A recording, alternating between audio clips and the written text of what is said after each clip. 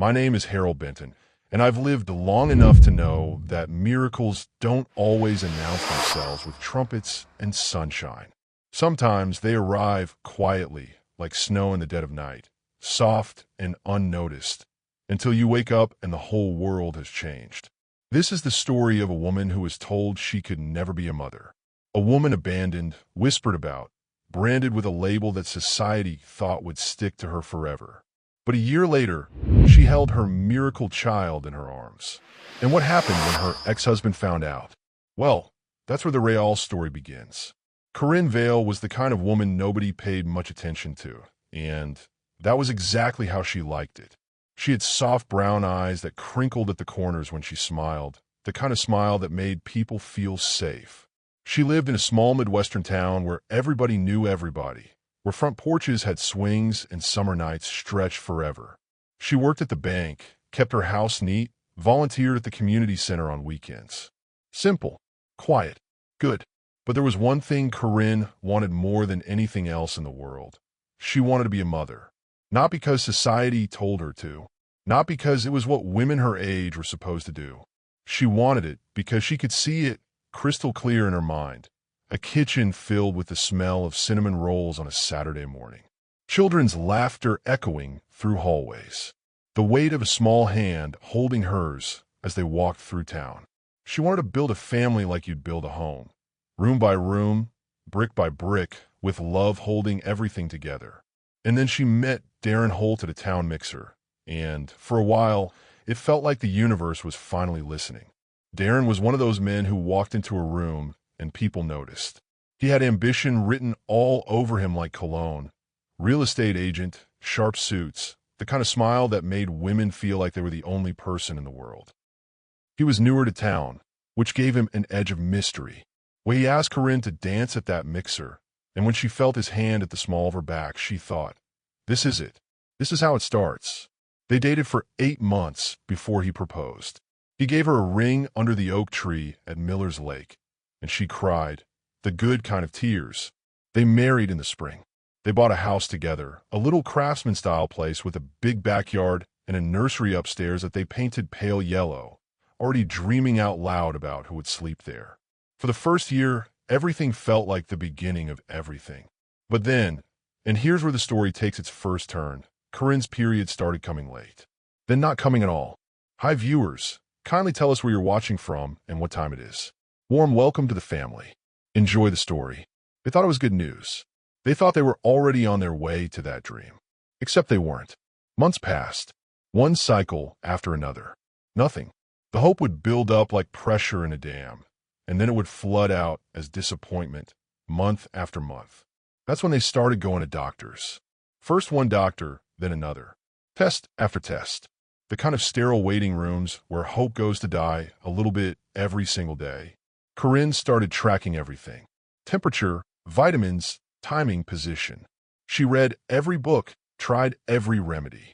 Acupuncture, meditation, changing her diet, swimming upstream against biology, willing her body to cooperate like she could negotiate with it somehow. 2 years of trying. 3 years. 4. And then came the appointment she'll never forget. Dr. Michael's office smelled like sanitizer and sad news. The doctor had kind eyes, but his words hit like a truck. Mrs. Holt, based on everything we're seeing, I have to be honest with you. Conception naturally is going to be highly unlikely. Your hormones, your test results, everything points to significant fertility challenges. I'm sorry.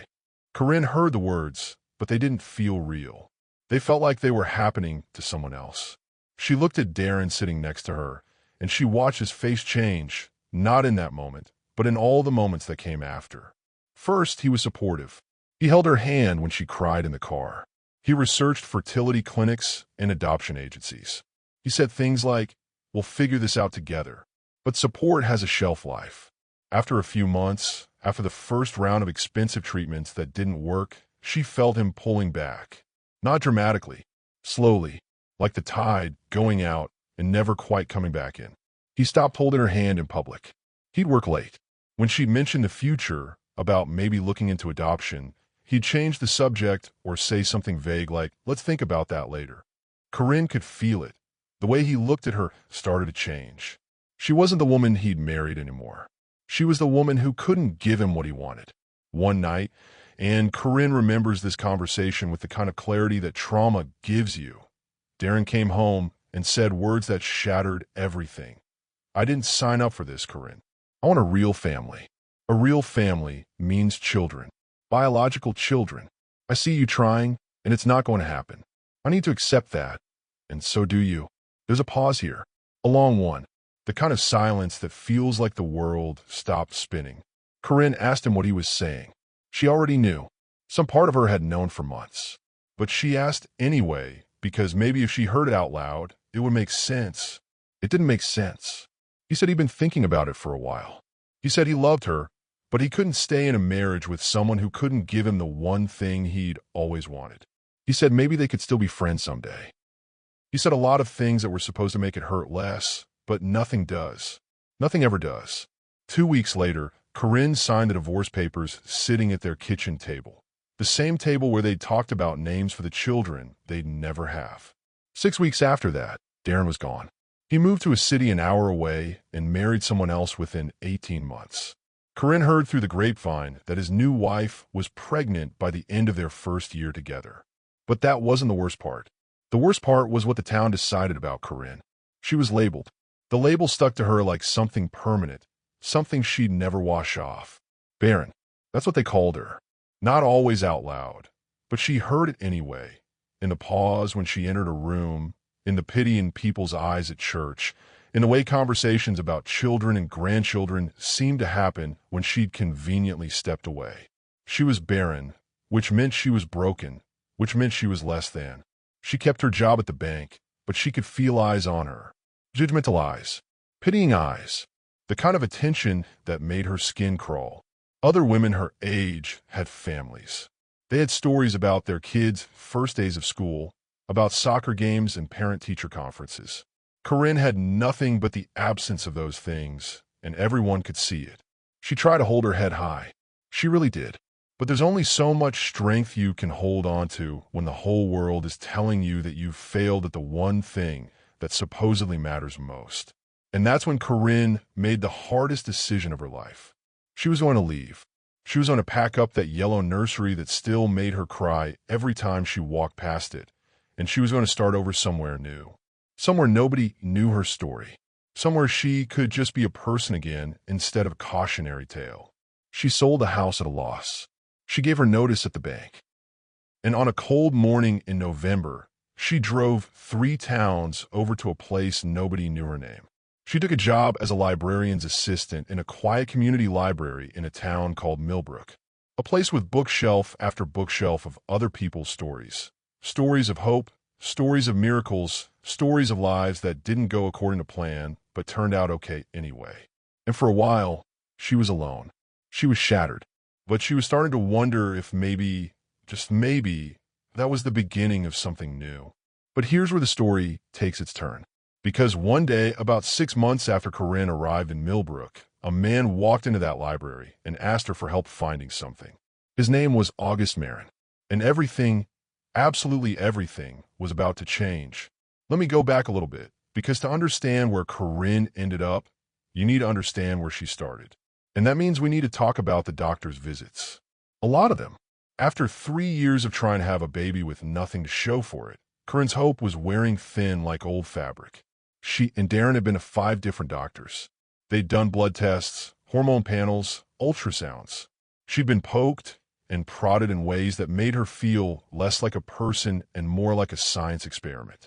Each test was supposed to bring answers. Instead, they just brought more questions and more worry.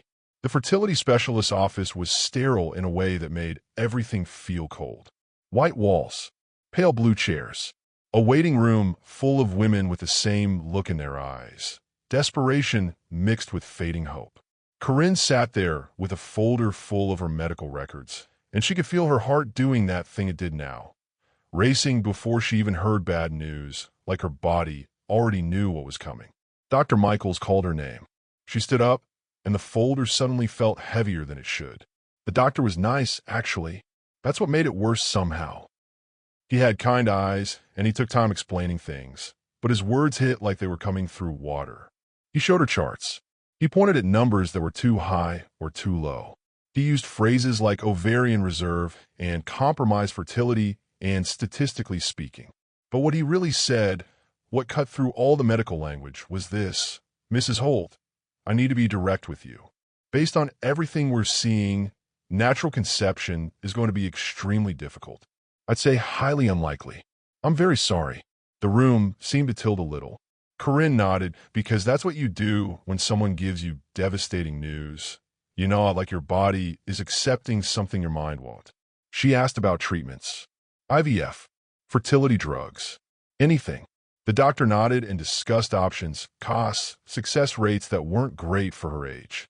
But there was something in his tone that said he'd already counted her out. She could hear it. The pity.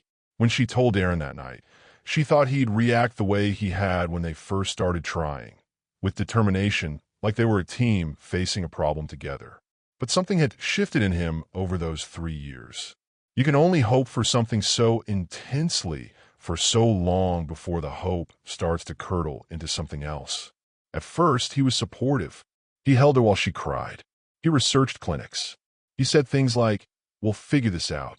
We always do." He meant it too. She could tell by his voice. But as the months went on, as the first round of IVF treatments didn't work and the second round didn't either, and the bills kept piling up, something in him started to harden. He worked later.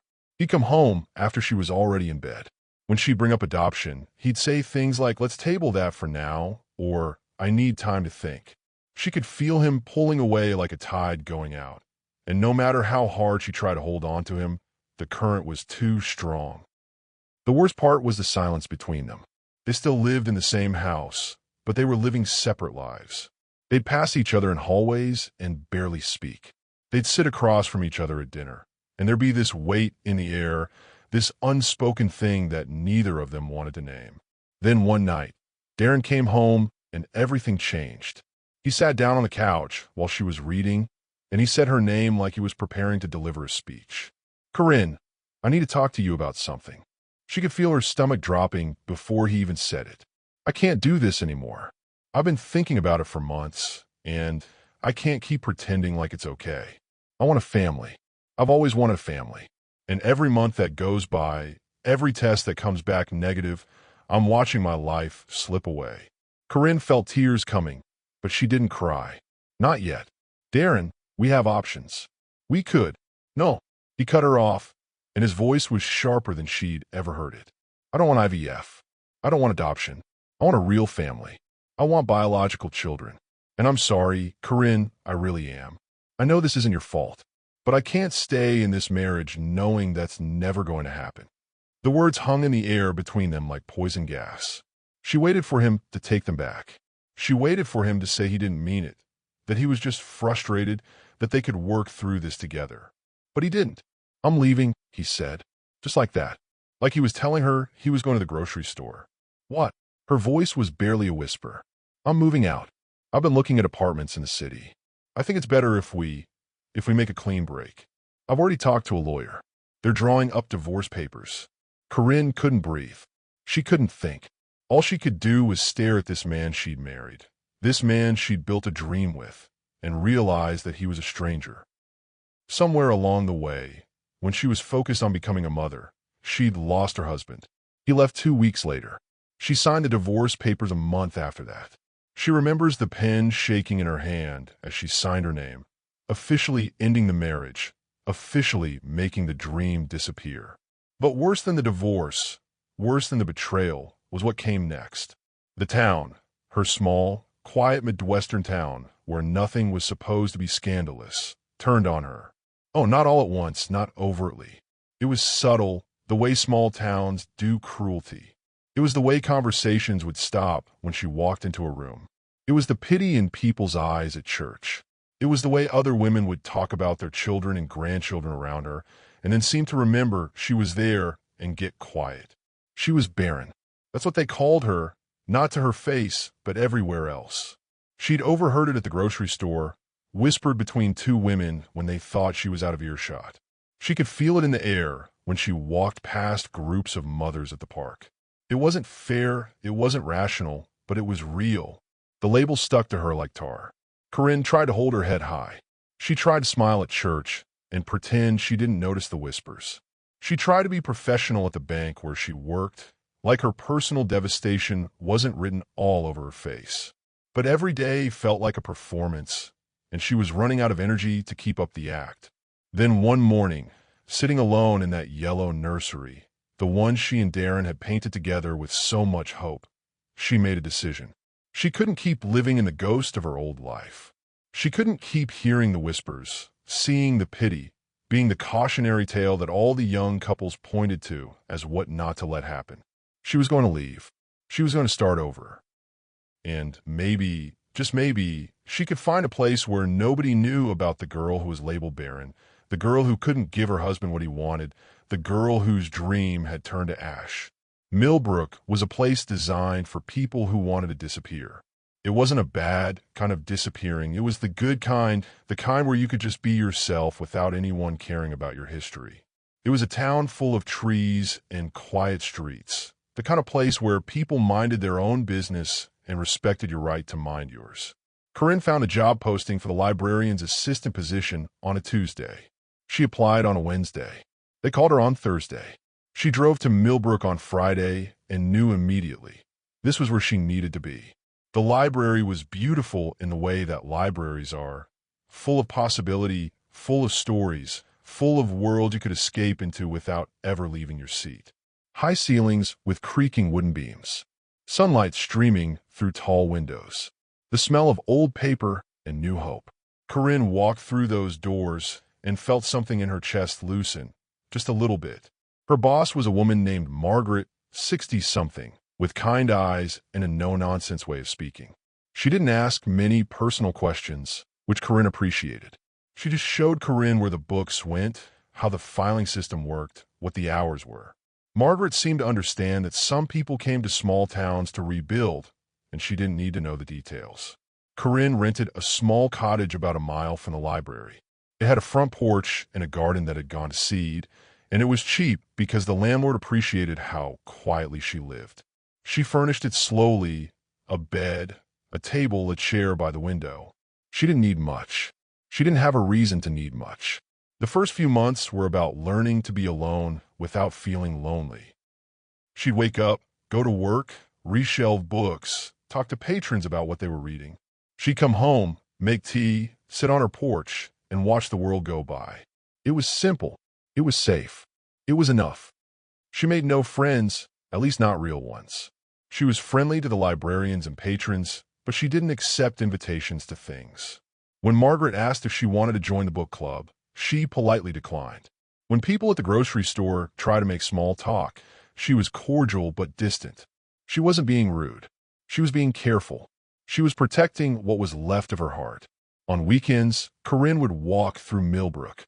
She'd explore the tree-lined streets, the small park with the old oak trees, the diner on Main Street where everyone seemed to know everybody. She was invisible here, which was exactly what she wanted. She could be a person without a past. She could be nobody and nothing, and nobody cared. The hardest part was the absence of wanting. For so long, her entire life had been oriented around one thing: becoming a mother. Every appointment, every test, every prayer had been focused on that one goal. And then it was taken away.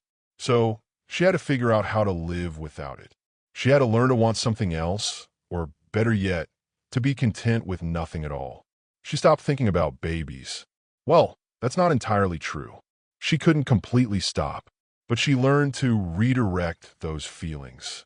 When she'd feel the ache of longing, she'd channel it into helping other people's children at the library, recommending books, helping them find stories, listening to what they wanted to read. It wasn't the same, but it was something. Corinne started a ritual. Every evening at 5 o'clock, she'd close the library with Margaret, and she'd walk home through the quiet streets. She'd stop by the bakery and get a pastry for the next morning. She'd go home, make tea. Always tea, never coffee, never anything that reminded her of the before times. And she'd sit her chair by the window. She'd watch the light change as the sun set, and she'd think about absolutely nothing. She'd let her mind go blank and still. She'd learned that peace was possible, that you didn't need a husband or a child or a dream to have peace. Peace was just absence. Peace was the space when you stopped fighting. Sometimes, during these quiet evenings, she'd think about Darren. Not with anger anymore. Not with hurt. She'd think about him with a kind of tired acceptance. He'd made his choice. He'd moved on. He had the family he wanted with his new wife. Corinne had heard through the grapevine that she was pregnant, that they were going to have the children Corinne couldn't give him.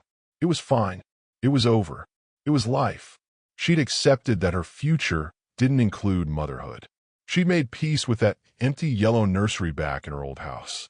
She'd let go of the dream. And in letting go, she'd found something else, a kind of freedom. She wasn't waiting for anything anymore. She wasn't hoping for anything anymore. She was just living one quiet day after another. She told herself that this was enough. This quiet, this solitude, this small, manageable life. She was almost believing it. Then one Tuesday morning in June, about 6 months after she'd moved to Millbrook, a man walked into the library asking for help finding a book. He had kind eyes and calloused hands that looked like they built things. His name was August Barren, and when he smiled at her across the checkout desk, something in Corinne's chest that she thought had gone completely dead suddenly started beating again. August Barren came in asking for a book about structural engineering. Corinne almost laughed when he said it. In her 6 months at the library, she'd learned the catalog inside and out, and she'd never had anyone ask for something like that before. But she walked him to the right section anyway, and she helped him find what he was looking for, and then he was gone. She thought that would be the end of it, but it wasn't. He came back 3 days later. Different book. He was polite, quiet, the kind of customer who seemed to appreciate that she didn't try to make excessive conversation. She helped him find what he needed, he checked it out, and he left. Then he came back a week after that, and the week after that. Corinne noticed the pattern before she allowed herself to think about what the pattern might mean. He'd come in on Tuesday or Thursday mornings.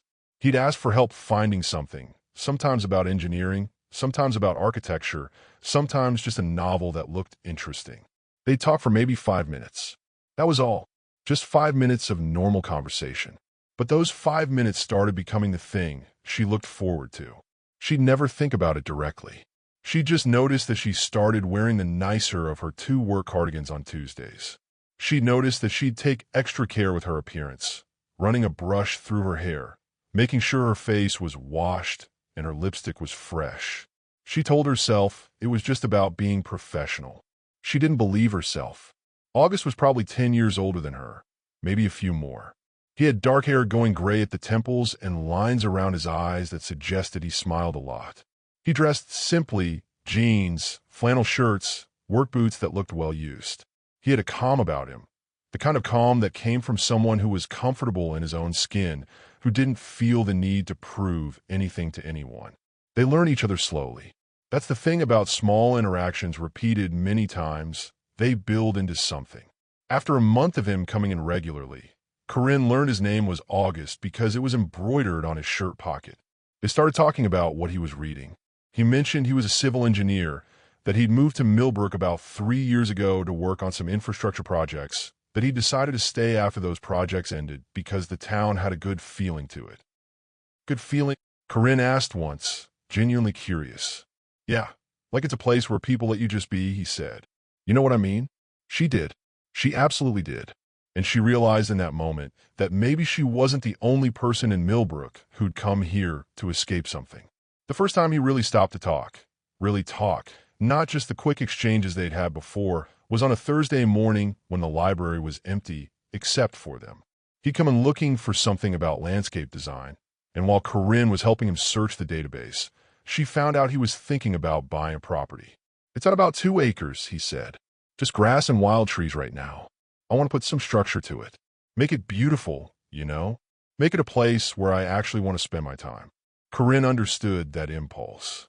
She'd been doing the same thing with her cottage, slowly making it into a home that felt like hers instead of just a place she was renting. The conversation stretched longer than usual. They talked about what he wanted to do with the property. She mentioned she'd started a small garden at her cottage, and he asked what she was growing. Before she knew it, an hour had passed, and the other librarian was giving her a knowing look. "I should let you get back to work," August said, standing up to leave. Then he hesitated, like he was about to say something else, but wasn't sure if he should. "There's a town festival coming up this Saturday. In the park. They have live music and food vendors. I was thinking about going. Would you want to go with me?" Corinne's first instinct was to say no. She didn't do things like that. She didn't date. She didn't put herself out there. She didn't risk things. But she looked at August's face, at the uncertainty there, at the way he was genuinely asking instead of assuming, and something in her shifted. "Yeah," she said quietly. "Yeah, I think I'd like that." He smiled. It was like the sun came out behind clouds she didn't know were there. Saturday came, and Corinne almost backed out 3 different times. She tried on 4 different outfits. She made herself sit down and breathe, like Margaret had once shown her how to do. She reminded herself that this was just a festival. This was just 2 people going to a public event together. Nothing to be afraid of. August picked her up at her cottage at 6 o'clock. He was wearing a clean flannel shirt and jeans that looked newer than the ones he usually wore, and he'd clearly made an effort. It made her heart do a strange flip in her chest. The festival was exactly what she needed it to be. It wasn't too crowded, but it wasn't too empty.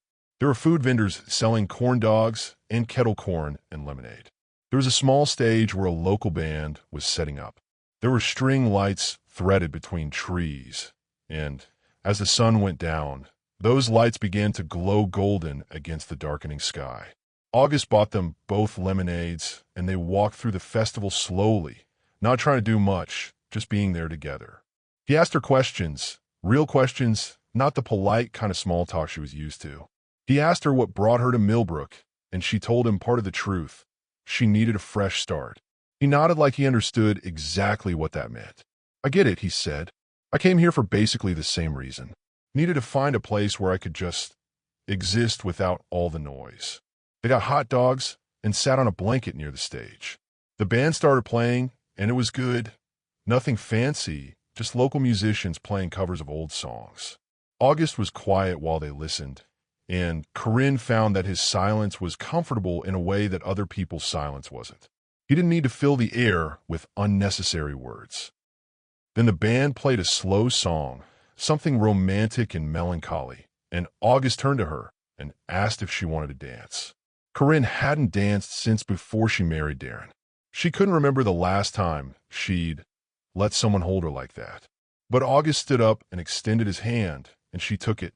They stood under the fairy lights, and he put his hand on her waist, and she put her hand on his shoulder, and they swayed to the music. He wasn't trying to be romantic about it or anything. He was just holding her, and she was just letting herself be held. And for the first time in 4 years, Corinne laughed. A real laugh, not a polite one. A laugh that came from somewhere deep inside her that she thought had closed up forever. August pulled back just enough to look at her. "What's funny?" he asked, smiling. "I don't know," she said. I feel okay. I haven't felt okay in a really long time." Something shifted in his expression then. His smile softened into something deeper, something that looked like recognition. Like he knew exactly what she meant. "Me neither," he said quietly. "But I do right now." After the festival, August didn't rush anything. That was one of the things Corinne appreciated most about him. He didn't come into the library every day suddenly. He maintained his same pattern. Tuesday or Thursday, sometimes both, sometimes just one. But now when he came in, there was intention behind it. He'd come in specifically to see her. They started going to coffee together. Just quick coffee before or after work, nothing fancy. The diner on Main Street had a corner booth that they started claiming as theirs. They'd sit across from each other and talk about books, about the town, about life in general. August would tell her about projects he was working on.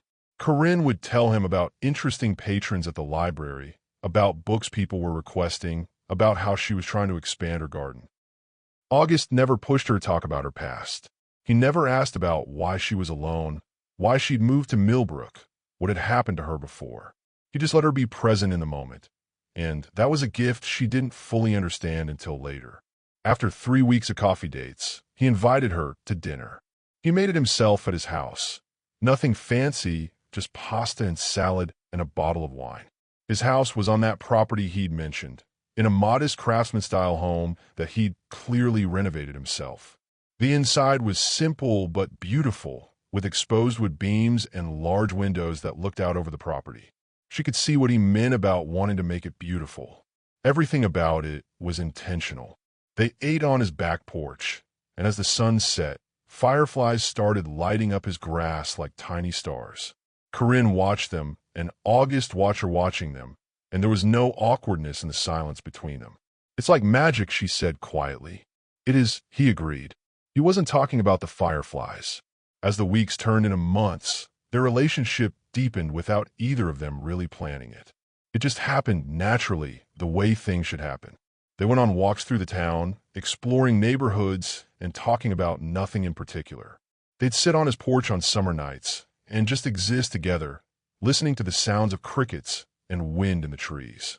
They went to the diner for breakfast on Sunday mornings. They developed a rhythm, a pattern, the kind of comfortable togetherness that felt earned rather than rushed. One night, about 2 months into whatever this was becoming, they were sitting on the steps of Corinne's cottage after a long walk through town. The street was quiet, the way Millbrook streets got when it was late. August reached over and gently moved a strand of hair from her cheek, tucking it behind her ear. It was such a small gesture, but it undid something in her. It was tender. It was careful. It was the kind of thing that said he was asking permission just by doing it. "Hi," he said quietly. "Hi," she replied, and she could feel her eyes starting to water. "Is this okay?" he asked. "Yeah," she whispered. "It's more than okay." He was careful with her after that. He held her hand when they walked. He kissed her once, tentatively, on the cheek, and when she didn't pull away, he kissed her on the lips, gentle and slow, like he had all the time in the world. He never rushed toward physical intimacy. He seemed content just being with her, holding her, letting her know that he was there. For the first time in years, Corinne felt safe. Not just physically safe, but emotionally safe. August didn't need her to be anything other than what she was. He didn't have an agenda. He didn't want something from her. He just wanted to be with her, and that was enough. Around month 4 of their relationship, they were sitting on his porch in the evening, watching the sun turn the sky purple and orange. August had his arm around her shoulder, and she was leaning against him, feeling the steady rise and fall of his breathing. "Can I ask you something?" he said. Her heart jumped a little. This was the moment she'd been dreading and expecting. The moment where he'd ask about her past, about why she was alone, about the things she'd been avoiding talking about. "Okay," she said cautiously. "Do you ever think about the future?" Corinne tensed. She did think about the future, but not in the way most people did. She didn't think about 5-year plans or life goals or dreams. She'd given up on dreaming. The future, to her, was just the next day and the day after that.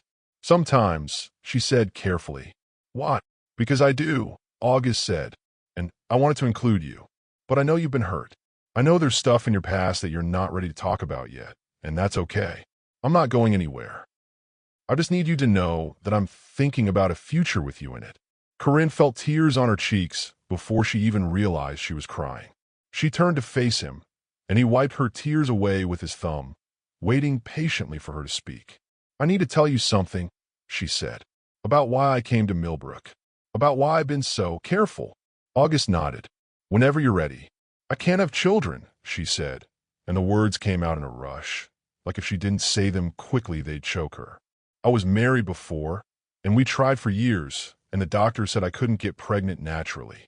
And my husband, he left me because of it. He said he wanted a real family, and I couldn't give him one. And then the whole town where I lived started treating me like I was broken, like I was less than, and I couldn't stay there anymore." She waited for his reaction. She waited for him to pull away, to say something about how he'd always wanted kids, to suddenly have somewhere else he needed to be. She waited for him to do what Darren had done, but he didn't. Instead, he pulled her closer, and he said something that changed everything. "Corinne, listen to me. Family doesn't have to look like everyone else's. Sometimes the best things in life come in ways we don't expect, ways we never could have planned for. I don't need children to be happy. I need you. That's all I need." She buried her face in his chest, and she let herself cry for all the times she hadn't been able to cry. All the disappointment, all the shame, all the times she'd felt less than. August just held her, and he didn't try to fix anything, didn't try to make it better with words. He just held her, and somehow that was everything. That night, for the first time since Darren had left her, Corinne allowed herself to hope for the future. Not for motherhood, not for the dreams she'd had to let go of, but for this, for quiet mornings with someone who saw her, for dinners on a porch, for a life that wasn't what she'd planned, but might be even better. She allowed herself to believe that maybe, just maybe, her story wasn't over yet. Maybe there were still chapters left to write. And she had no idea, absolutely no idea, that the most incredible chapter was about to begin.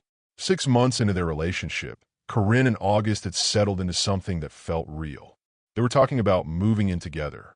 August had brought it up carefully, like he always did with important things, and Corinne had said yes almost immediately. It felt right. It felt like the next step of a story that was finally going somewhere good. But there was still one thing she couldn't tell him. Every time she thought about it, her chest would tighten, and she'd find some reason to change the subject or leave the room. Children. She still hadn't told him the complete truth. She told him she couldn't get pregnant, yes. But she hadn't told him about the doctors, about the tests, about how final it all was. And more than that, she was terrified that somewhere down the line, he might decide he wanted kids, that he might realize that a life with her meant a life without that possibility, and that would be too much to ask. So when August would talk about the future, about buying a bigger piece of land, about fixing up the house, about plans that stretched years ahead, Corinne would feel her stomach clench. She'd smile and nod, but inside, she was waiting for the other shoe to drop. One night, they were sitting on his back porch, which had become their favorite place. The stars were out, the kind of stars you only see in small towns far from city lights. August was talking about maybe going to visit his brother out of state in the spring, and Corinne found herself tensing up. "You okay?" he asked, noticing the shift in her energy. "Yeah, I'm fine," she lied. He didn't push, but she could tell he knew she wasn't being completely honest. That was the thing about August. He could read her like one of those books at the library. He knew when she was hiding something. A week later, over dinner at home, August set down his fork and looked at her seriously. "Corinne, I need to ask you something, and I need you to be completely honest with me." Her heart started racing. This was it. This was the moment where he was going to ask about kids, and she was going to have to tell him the full truth, and everything was going to fall apart. "Okay," she said carefully. "Do you ever think about having children? Like, is that something you still want deep down?" Corinne felt her throat go tight. She looked down at her plate and didn't answer right away. "Because if you do," August continued, "we need to talk about it. And if you don't, that's okay too. But I can't be in a relationship where there's a big thing we're not talking about. It's not fair to you, and it's not fair to me." This was the moment of truth. She could either tell him everything or lose him. She chose to tell him. "I used to want it," she said quietly. "I wanted it more than anything. When I was married before, it's all I could think about. I wanted to be a mother so badly that I made it my whole identity. And when it didn't happen, when the doctor said it couldn't happen, I fell apart. Completely fell apart." August listened without interrupting. But somewhere along the way, Corinne continued, "I let go of it. I had to. It was either hold on to something I couldn't have and let it destroy me, or accept that life was going to look different than I planned. And I chose to let it go." She looked up at him then. "So no, I don't think I want children anymore. Not in the way I used to. I've made peace with the fact that motherhood isn't going to be part of my story. And I'm okay with that. I really am." August reached across the table and took her hand. "Thank you for telling me that. Are you okay with it?" she asked, holding her breath. "Corinne, listen to me." He squeezed her hand. "I'm not with you because I want a certain life. I'm with you because I want to be with you. If I wanted kids, I've had plenty of chances. I'm almost 50 years old. The fact that I don't have children and I'm not desperately trying to have them should tell you something." Relief flooded through her, but she still felt a flutter of doubt. "But what if you change your mind?" "I won't," he said with absolute certainty. "Because what I want is this. You and me. A life that's simple and real and ours. That's enough for me. More than enough. It's everything." After that conversation, something shifted between them. The secret she'd been carrying, the fear she'd been holding on to, it finally released. They moved in together in the spring, into August's house with its big windows and its property that stretched out toward the trees. Corinne brought her books, her plants, the few things she collected in her quiet time in Millbrook. And it felt like home in a way her old house with Darren never had. They settled into a routine together. They'd make breakfast on weekend mornings. They'd work in the garden, planting vegetables and flowers. August would fix things around the house while Corinne read on the porch. They had dinner with friends. They went to the farmer's market. They took walks. They built a life together that was small but full. Corinne had never known that happiness could be this quiet, this uncomplicated. There were no grand gestures, no dramatic moments. Just the everyday miracle of being with someone who loved you for exactly who you were. She thought she knew what the rest of her life was going to look like. She thought she'd figure out her story. She thought she knew how it ended. She had no idea that the real miracle was just beginning. It started in September. Corinne woke up one morning and felt absolutely exhausted, even though she'd slept 8 hours. She got out of bed, and the room tilted a little. She sat back down and waited for it to pass. "You okay?" August asked, already up and getting ready for work. "Yeah, I just felt dizzy for a second," she said. "I'm fine." Except she wasn't fine. All day at the library, she felt off. Her energy was drained. She kept needing to sit down. By the time Margaret asked if she was feeling okay, Corinne realized something was wrong. She wasn't just tired. She felt fundamentally different. That night, she felt nauseous. Not food poisoning nauseous. This was different, deeper. She ran to the bathroom and got sick, and when she came out, August was standing in the hallway looking concerned. "That's the second time today," he said. "You need to go to the doctor." "It's just a bug," Corinne said. "It'll pass." But it didn't pass. The nausea came and went throughout the next day. She was exhausted beyond belief. Her breasts felt tender. She'd start smelling things and feel like she needed to gag. By day 3, August had basically insisted that she call the doctor. Corinne called the next morning and got an appointment for the following afternoon. The whole time, she was telling herself it was probably just something viral. Maybe the stress of a new job affecting her stomach. Maybe she was coming down with something. It was easy to explain away, but there was a small voice in the back of her mind that was starting to whisper something else. A voice she'd learned to ignore years ago because it only brought pain. The doctor's office smelled clean and clinical, just like every doctor's office she'd ever been in. She sat in the waiting room and filled out forms. She tried to read a magazine, but couldn't focus. When a nurse called her back, she felt her heart rate pick up. Dr. Patricia Wells was a woman in her 50s, kind-faced and efficient. She took Corinne's history, asked about her symptoms, listened carefully. Then she said something that made Corinne's world stop. "I want to run a blood test. And I'd like to do a urine test too." "Why?" Corinne asked. "What do you think it is?" "Well, given your symptoms, the fatigue, the nausea, the sensitivity to smells, I want to rule some things out. Let's not speculate. Let's just see what we're dealing with." Corinne went through the motions. They took blood. They took a urine sample. Dr. Wells told her they'd have results in a day or two and sent her home. She didn't sleep that night. She lay next to August, listening to him breathe, and her mind wouldn't stop spinning. It was probably nothing. It was definitely nothing. She'd made peace with not having children. She'd accepted her reality. So even if something weird showed up, it wouldn't matter. It couldn't matter because she knew what the doctors had told her. She knew what wasn't possible. The doctor's office called the next afternoon while Corinne was at work. The receptionist asked if she could come the next morning for a follow-up appointment. Not over the phone, in person. Corinne's hands started shaking. She asked for the first appointment available. That night, she didn't tell August. She knew she was being weird about it, knew she was being secretive, but she couldn't face his hope mixed with her fear. She couldn't handle the possibility of explaining and then having to explain why she was wrong. The next morning, she went to the doctor's office alone. Dr. Wells was sitting behind her desk with a folder open, and she had this smile on her face that Corinne couldn't read.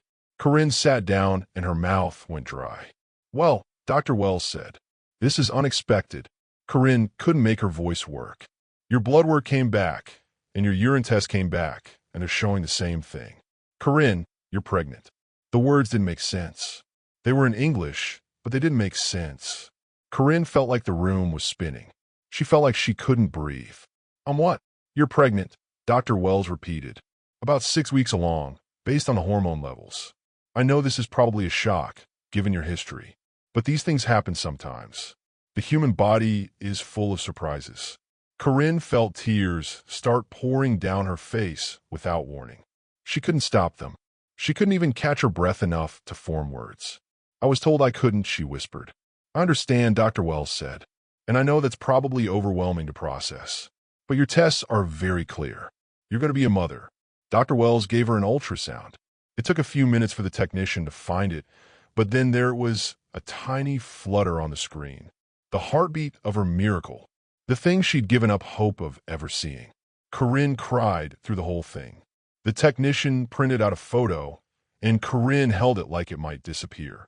She didn't go back to work. She drove home and sat in her car for an hour, just staring at that ultrasound photo. She whispered to it.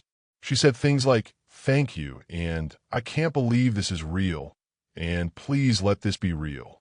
She was terrified. She was elated. She was completely disoriented. By the time August got home from work, she had moved the ultrasound photo to her jacket pocket, and she had decided she wasn't going to tell him yet. Not because she didn't want him to know, but because she needed time to process it herself. She needed to make sure this was real before she spoke it out loud to another person. For the next 2 weeks, she lived with the secret. Every morning she'd wake up and touch the pocket of her jacket, just to make sure the photo was still there. She'd feel nauseous and think, yes, this is real. She'd feel exhausted and think, yes, this is happening. She'd sit at the library and whisper it to herself. They're going to have a baby. The words still didn't feel real. August noticed something was different. He'd catch her staring off into space. He'd find her with her hand on her stomach.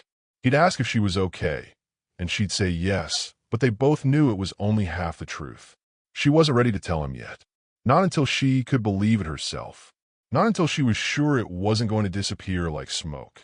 Then one night, about 2 weeks after the diagnosis, she knew she had to tell him. They were at the library after hours because that was their place, the place where they'd first met, the place that held their beginning. The library was quiet, all those books surrounding them like witnesses. Corinne took a deep breath and pulled the ultrasound photo from her purse. She handed it to August without saying anything. He looked at it, confused at first. Then understanding started to dawn on his face. Then pure, un complicated Is this? He started. Yes, Corinne whispered. I'm pregnant. August didn't move for what felt like an eternity. He just stood there holding the ultrasound photo, looking at it like it was the most precious thing he'd ever seen. Then slowly, he looked up at her, and his eyes were full of tears. You're serious, he said. It wasn't a question. I'm serious. We're going to have a baby. He pulled her into his arms, and he held her so tight she could barely breathe. He was shaking, and when he pulled back to look at her, she could see tears streaming down his face. How was this possible? He asked. I thought you said. I know what I said, Corinne interrupted. The doctors said it wasn't possible, but apparently they were wrong. Or maybe my body just decided to surprise me. I don't know. I still can't believe it myself. August looked back at the ultrasound photo, and he started laughing, this kind of broken, joyful laugh that came from somewhere deep inside him. I need to tell you something, he said, and the tone of his voice made Corinne's heart skip. She was afraid he was going to say something that would pop this bubble, that would make her realize this was too good to be true. What? She asked carefully. I was married before, a long time ago, and my wife, she wanted children so badly. We tried for years, and it didn't work. The doctors said it was me. There was something wrong with my fertility. My marriage fell apart because of it. She wanted a divorce, wanted to find someone who could give her kids. And I let her go because I thought that was the right thing to do. Corinne felt her heart break a little for him. I've been alone since then, August continued. For years, I thought I'd made peace with the idea that I'd never have children. And I did. I really did. But when I met you, and you told me about your past, I didn't tell you that part of mine because I was afraid. I was afraid that if I told you I'd always wanted to be a father, you'd think I was with you because I was hoping you'd somehow change your situation. And that wasn't it. That was never it. He looked down at the ultrasound photo again, and his voice got thick with emotion. But now here we are, and I don't even have words for how this feels. You have no idea how long I've hoped for this kind of miracle. And now it's happening. It's actually happening. Corinne cried then, deep, profound tears that came from years of grief, finally meeting years of unexpected joy. August held her, and they stood there in the library, surrounded by all those stories of other people's lives, creating a story of their own that neither of them could have imagined. We're going to be okay, August whispered into her hair. We're going to be more than okay. This baby is going to be so loved, so wanted, so cherished. I'm scared, Corinne admitted. I'm terrified, actually. What if something goes wrong? What if? So August said, we're going to take it one day at a time. We're going to do everything right. We're going to get the best prenatal care. We're going to be careful and thoughtful and present. And we're going to have this baby. They told the world slowly. First, August's family, who were ecstatic. Then Corinne's parents, who cried on the phone when she told them. Then Margaret at the library, who hugged her and said she'd figured something was going on. The whole town of Millbrook started treating Corinne differently. Suddenly, people who had been distant were warm. People started asking how she was feeling, offering advice, telling her their own pregnancy stories. It was like the universe had decided to welcome her back into the world of the living, the world of possibility. But there was one conversation Corinne dreaded. She knew, eventually, that the news would reach Darren, and she knew what that would mean. Corinne's pregnancy was complicated in ways that made her doctors cautious. The fertility issues that had plagued her before didn't disappear just because she'd managed to conceive. She had to go to appointments every 2 weeks. She had to take medications. She had to rest more than she wanted to. They called it a high-risk pregnancy, which made Corinne's anxiety spike every time she heard it. But August was there for every single appointment. He'd hold her hand during ultrasounds. He'd ask the doctors questions about what they were seeing. He'd drive her to her appointments, wait in the waiting room with magazines he pretended to read, and hold her hand on the ride home. They kept the pregnancy mostly private for the first 5 months. They told people they were expecting, but they didn't talk much about it. They didn't want to jinx it. They didn't want to celebrate too early. Corinne had lived too long with loss to feel completely comfortable with joy. But slowly, as the months went on and everything continued to progress normally, she started to believe. She started to let herself imagine it. She started to picture holding her baby. She started to think of names. August painted the nursery pale yellow, the same color she and Darren had painted it years ago in that other lifetime. They filled it with furniture and soft blankets and books and all the things you fill a nursery with when you're preparing for a miracle. On the nights when Corinne couldn't sleep because her back hurt or she was too anxious, August would sit with her. They'd talk to the baby through her belly. August would place his hand on her stomach and say things like, "Hi there, little one. I'm your dad, and I can't wait to meet you." Those moments became sacred to Corinne, not because they were dramatic or perfect, but because they were real, because they were quiet and tender and full of love. Because after everything she'd lost, here was something she was gaining. In her 3rd trimester, things got a little rougher. She developed gestational diabetes, which meant dietary restrictions and more testing. She had high blood pressure, which meant she had to be monitored closely. Her doctor started talking about induction if she went past her due date, about the possibility of C-section if the baby didn't cooperate. Corinne tried not to panic.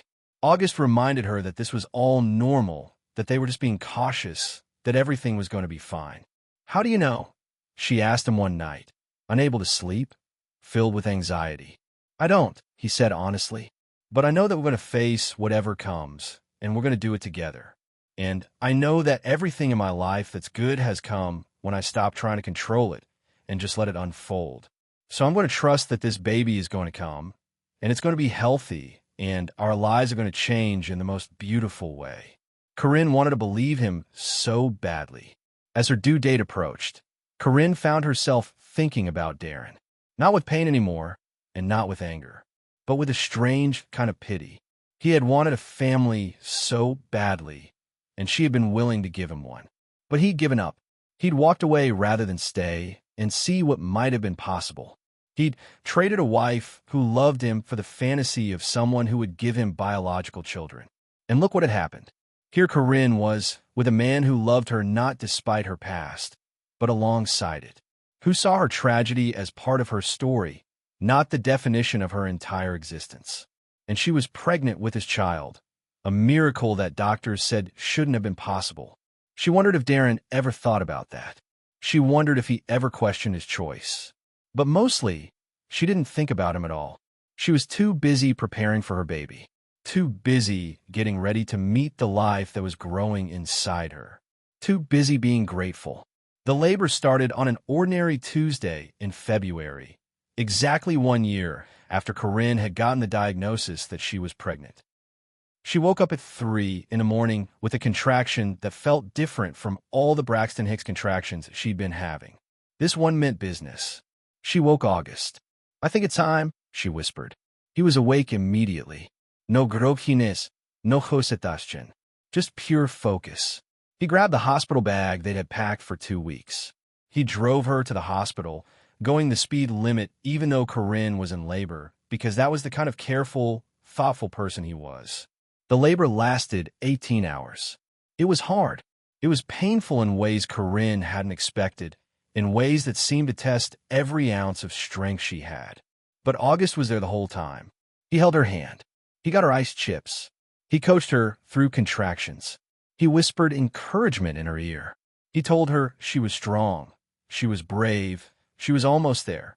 And then, after 18 hours, after more pain than she thought a human body could endure, they placed a baby in her arms. A girl. A perfect, tiny miracle girl with dark hair and her father's nose and a cry that sounded like the most beautiful thing Corinne had ever heard. "Grace," Corinne whispered, because that's what they decided to name her. Grace, because there was no other word for what this was. Pure, unexpected, undeserved grace. The nurses called her a miracle baby. They kept saying it like they couldn't quite believe it themselves. The doctors said they'd never seen anything quite like it. A woman with such significant fertility issues managing not only to conceive, but to carry to term and deliver a healthy baby. But Corinne knew the real miracle wasn't medical. The real miracle was that she'd survived the heartbreak. The real miracle was that she'd found love with someone who saw her as enough. The real miracle was that life had given her a second chance when everyone, including herself, thought her story was over. She held Grace and she cried. She held her daughter, and she couldn't believe that this was real. That after years of grief, after years of being labeled broken and unwanted, she was holding her miracle in her arms. August cut the umbilical cord with tears streaming down his face. He held Grace for the first time, and he looked at her like she was the most precious thing in the entire world, which to him she was. In those first days in the hospital, Corinne kept thinking about the girl she'd been when she was married to Darren. That desperate, aching girl who would have done anything for a baby. That girl who had measured her worth by her ability to conceive. That girl who had believed her life was over when she couldn't. What that girl hadn't known was that sometimes life saves its best gifts for later. Sometimes the path that seems like the wrong one is actually leading you exactly where you need to go. Sometimes the loss is necessary to make room for something even better. Corinne was a mother now, not because she'd followed the timeline that everyone else had laid out for her, not because she'd done things the way she was supposed to, but because she'd survived, because she'd let go, because she'd found love with someone who loved her for who she really was. And now she had Grace. Perfect, beautiful, impossible Grace. 2 weeks after they brought Grace home, there was a knock on their door. Corinne was in the living room, nursing the baby, when August went to answer it. She heard voices, then silence. Then August appeared in the doorway, and his expression was complicated. "You have a visitor," he said carefully. "It's Darren." Corinne's heart stopped. She looked down at Grace, at her daughter in her arms, at the life she'd built, and she felt the old fear and anger start to rise up. Then she took a breath, and it passed. "Let him in," she said. August hesitated, then nodded. He brought Darren into the living room, and Corinne saw her ex-husband for the first time in 5 years. He looked older, more worn. He had the look of a man who'd gotten what he thought he wanted, only to find out it wasn't enough. Behind him was a woman Corinne didn't recognize, presumably his wife, and a child, maybe 3 years old. "Hi," Darren said, and his voice was uncertain. I heard you had a baby. That doesn't seem possible." Corinne looked at Grace, at the way the light fell across her daughter's face, at the perfection of this moment that Darren had said could never happen. "Yeah," she said quietly. "I did, but I thought the doctors said—" Darren trailed off. "They did," Corinne agreed. But apparently they were wrong. She didn't offer any explanation beyond that. She didn't owe him one. She just sat there, calm and composed, holding her daughter, and watched her ex-husband realize what he'd lost. He tried to say something, some kind of congratulations maybe, but it came out awkward and wrong. He and his wife didn't stay long. Maybe 5 minutes. Just long enough for him to see that Corinne was happy. That she'd moved on. That she'd built a life that was full and real, and everything the one they'd shared had never been. After they left, August closed the door and pulled Corinne close. Grace was still in her arms, drowsy and perfect. "You handled that beautifully," August said. "I didn't say anything," Corinne replied. "Exactly," he said. "Sometimes the most powerful thing you can do is just exist as proof that they were wrong about you." Corinne looked down at Grace, at the life growing in her arms, at the future stretching out before her. She thought about how close she'd come to giving up, how close she'd come to believing that she was less than, that her life didn't matter, that her story was a tragedy. But it wasn't a tragedy. It was a love story. A story about a woman who'd survived heartbreak and emerged stronger. A story about the power of not giving up. A story about miracles that arrive quietly in their own time when you're finally ready to receive them. It was a story about grace. And Corinne Vale, once labeled broken and barren, was finally living her happily ever after. If you're watching right now, I need you to know something. This is more than just a story. This is a reminder that your life isn't over just because it hasn't gone the way you planned. A reminder that heartbreak doesn't define you. A reminder that sometimes the most beautiful things in life come when you stop fighting for them and just let them unfold. Corinne's story didn't end the way anyone expected, but that's what made it a miracle. Now, before you go, I need to ask you something. Have you ever felt like your life was over?